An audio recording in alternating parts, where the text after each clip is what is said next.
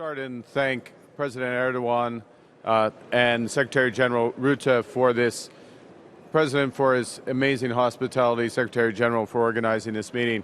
It takes place at a context where the threats that we face are changing rapidly, both in terms of the nature of warfare, hybrid warfare, hypersonic missiles, autonomous warfare, and also the direct threats that we face in terms of hybrid warfare. Russia is a direct adversary. Burdens are shifting.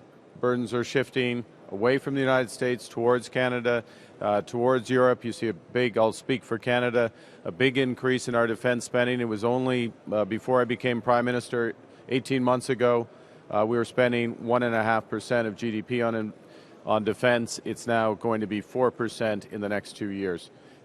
That gives an order of magnitude. We just completed our largest defense procurement with submarines, announced it 2 days ago.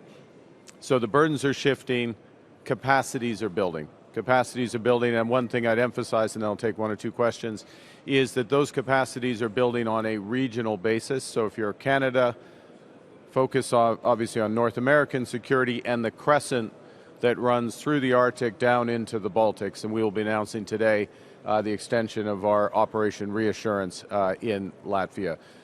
That's the type of approach of a modern NATO. That's the approach that meets the new threats that we face. Despite your best efforts, despite your interesting relationship with the US President, can we say that?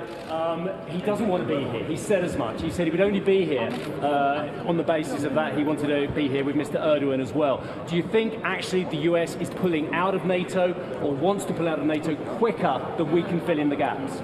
The first thing, I spoke at length with President Trump on Sunday prior to coming here.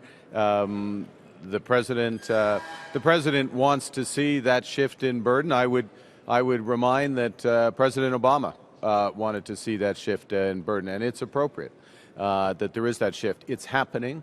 That momentum is picking up, and it will proceed. And the president's here.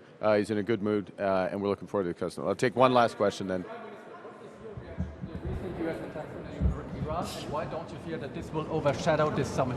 Well, the first is I would observe that, in effect, a period of extreme de-escalation, shall I put it, had been put in place for the funeral. Iran had been acting irresponsibly, attacking Saudi and Qatari targets particularly. There has been a response as appropriate. We look to de-escalation of the hostilities, but it underscores the scale of the threats and the enduring threats the alliance faces. So thank you very much. Merci beaucoup.